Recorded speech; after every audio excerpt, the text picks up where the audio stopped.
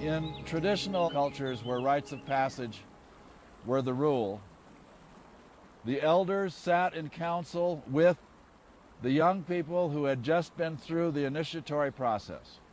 We will respond, and then the parents will respond to the stories.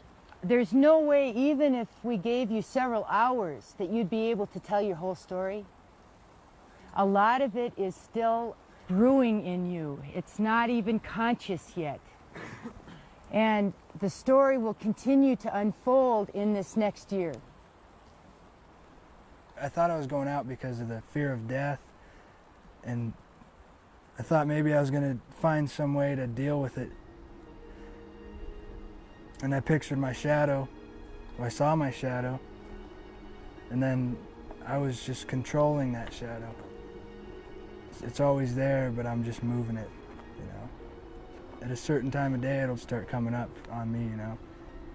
Just like death is going to come up on me, and then I'll have to follow it.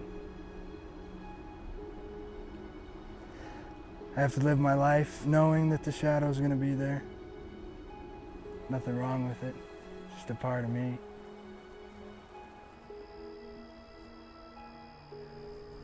Woke up pretty early the third day. I found this seat up in the rocks. I pictured old ceremonies happening on these rocks.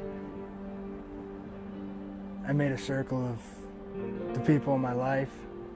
That's what's close to my heart. Each rock was someone in my life, my brother, my mom. Used my rattle, just shaking it and shaking it and shaking it. I felt power in it finally, and I just got real close and shook the rattle right to it, pushed the prayer. So I did that for I don't know how long.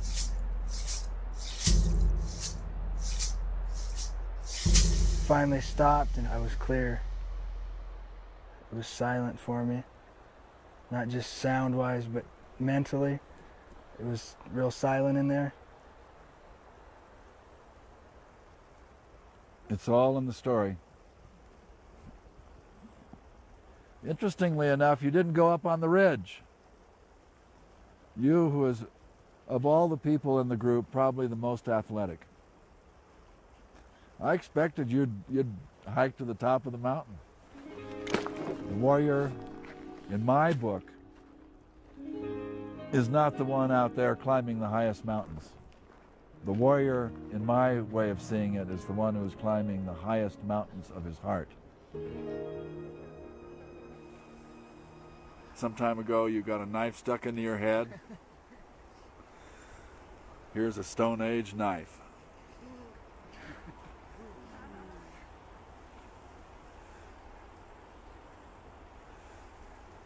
Thank you. That's a knife for a different kind of warrior. You either run away from the pain or you go into the pain. What it's saying to me, the wisdom that's there. And I want you to know that we're here whenever you might need us. Be great if we get a phone call when you're 50. I don't see how old I'd be. But, you know, you did good. Thank you.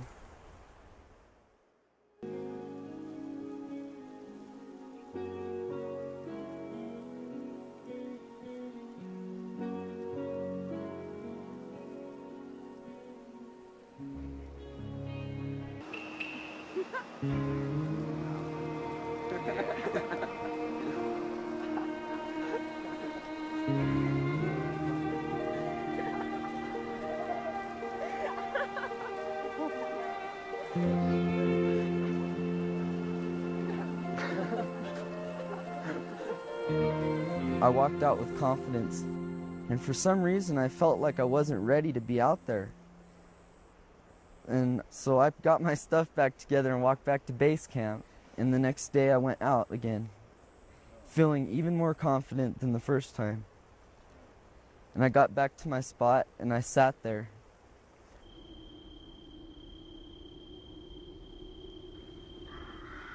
And then I started feeling really lonely, and I decided to go with it and just sit there and think about my loneliness. So I got really homesick, and I walked down to the road thinking I was going to hitchhike back into Big Pine. I got to the road, and then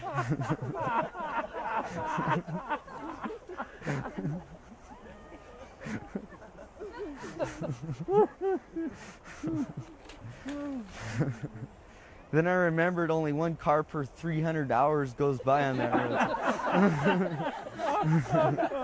road. So I turned around and I went back to my spot. By that time it was about 5 or 6 at night. So I went and gathered up some dead wood from the ground and built a little fire, sat around and thought. And then I heard up in the hills a howling noise, and I think it was Jeff. So I started howling, and then I could hear Alden start beating on his drum, and we were all kind of howling to each other and communicating in that way. It was really comforting because it made me realize I wasn't alone out there. And I was looking in my pack, and I reached down really deep, and I saw this knife. My dad stuck it in there, and I didn't realize it. And when I saw this knife, I thought about him, and it made me realize how important he really is to me. He's been taking care of me alone, without my mother being around, basically for about 5 or 6 years. And I just started thinking about it. I was thinking, I wonder how it makes him feel when he's there waiting for me to come home and eat, waiting for me to check in, not knowing where I am, and I'm not there. So I started crying because it made me feel sad that I had put him through this, that I caused this, because I wasn't looking out through his perspective. I was only seeing what I saw. I wasn't seeing how he might feel about it, only how I would feel about it. And it was at that point that I realized that what I'd gone out there for was completed. So I walked back into base camp in tears, and I saw Meredith, and then I just started crying because I just had all these feelings in me.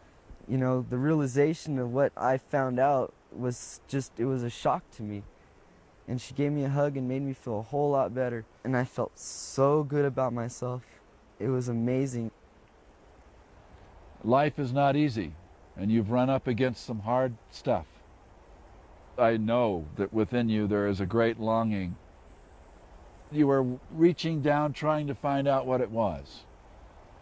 And actually it wasn't food. We made a mistake. It wasn't food. But what it really is what we all feel. You feel it very deeply. You said it, loneliness. And what you were really lonely for was those people who love you most and who accept you all the way. The most important man is your father, of course, and he's the one who most fully and forever will accept you. And you're lonely for that man, and someday you will be that man yourself. And you will have children, and you will know that love. And you'll give it to them. Because it's been given to you. And I think it's all over you. I mean, it's already all there.